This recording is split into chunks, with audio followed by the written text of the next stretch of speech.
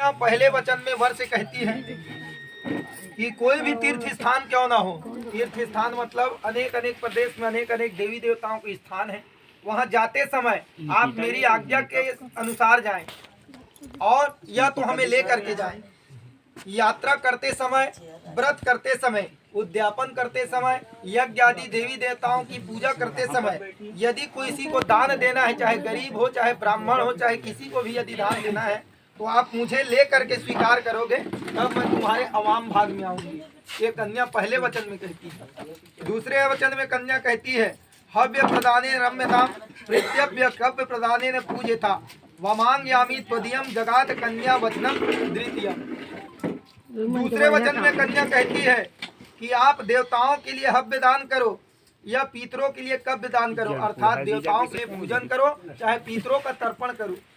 यदि मेरे सलाह से मुझे लेकर के स्वीकार करोगे तब मैं तुम्हारे अवाम भाग में आऊंगी। तीसरे वचन में कन्या कहती है कि कुटुंब रक्षा भरणे यदि कुर्या पशु नाम पालनश्च वमांग्याभि त्वदीया जगात कन्या वचनम तृतीयम। तीसरे वचन में कन्या वर से कहती है कि आप परिवार को या जीव जंतु गौ आदि पशु पक्षियों का पालन पोषण करो, अर्थात अपने परिवार का भरण पोषण करो, चाहे हमारे घर में जो जीव जंतु हैं गौ माता है उनका भरण पोषण करो और मेरे अधीनस्थ होकर के यदि उसे स्वीकार करोगे तब मैं तुम्हारे अवाम भाग में आऊंगी, अर्थात दोनों मिल करके उनका भरण पोषण करोगे तब मैं तुम्हारे अवाम भाग में आऊंगी।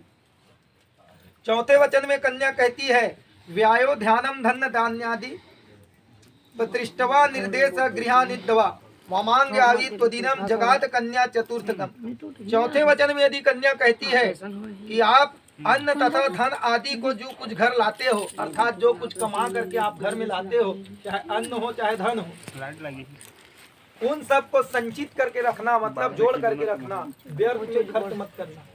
और मेरे सलाह से, अर्थात हम दोनों जब सलाह हो लें तब उनका उचित रूप से खर्च करना। यदि यह स्वीकार करते हो तब मैं आपके अवाम भाग में आऊंगी। ये चतुर्थ वचन में। पंचम वचन में कन्या कहती है देवालय रमा तगाड़ कूपा वापी विद्वया यदि पूजे थाम वमांग्याभि त्वदीयम जगात कन्या पंजनम। पांचवें वचन में कन्या कहती है वर्षे कि यदि आप मंदिर, तालाब, बाग बगीचा, कुआं, बावली आदि का निर्माण करावे, अर्थात नलकूप का खनन हो, चाहे अपने स्थान में या किन्हीं के स्थान में मंदिर का निर्माण करवाते हो, तालाब का निर्माण करवाते हो, कोई देवी देवता की पूजन एवं प्रतिष्ठा कराते हो तो मुझे ले करके, अर्थात हम दोनों मिल करके उनको करना स्वीकार करोगे तब मैं तुम्हारे अवाम भाग में आऊंगी।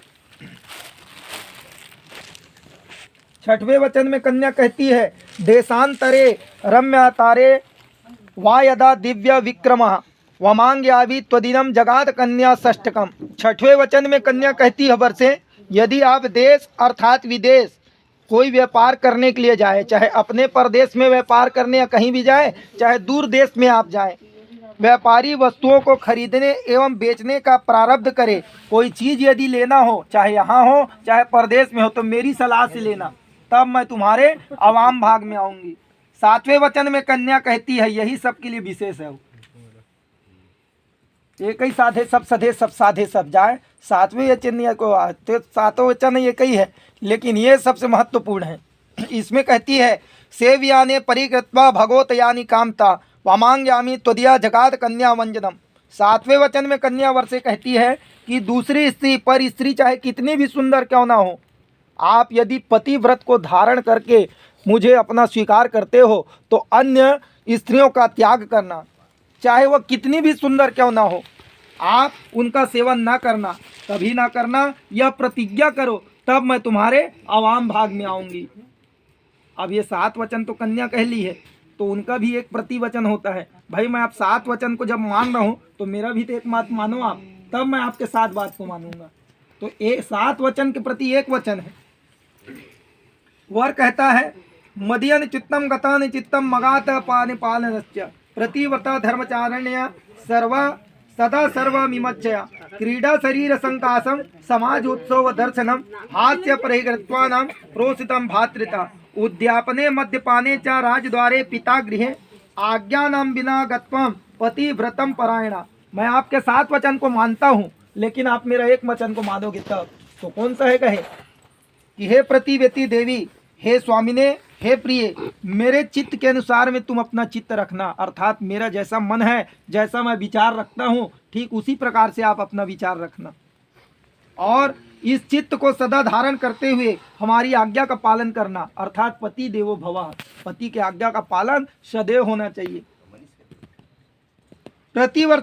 पतिव्रता धर्म में हमेशा तत्पर रहना और प्रयत्न करती रहना। साथ ही शरीर का श्रृंगार क्यों ना हो, समाज के उत्सव क्यों ना हो, या दूसरे के घर में मेरी अनुपस्थिति में आप मत जाना। यदि मैं नहीं हूँ तो मुझे फ़ोन करके या किसी के भी माध्यम से मुझे बता करके जाना, जब मैं बोलूँ तब। माता मत जाना एवं पर पुरुषों के साथ हास परिहास ना करना।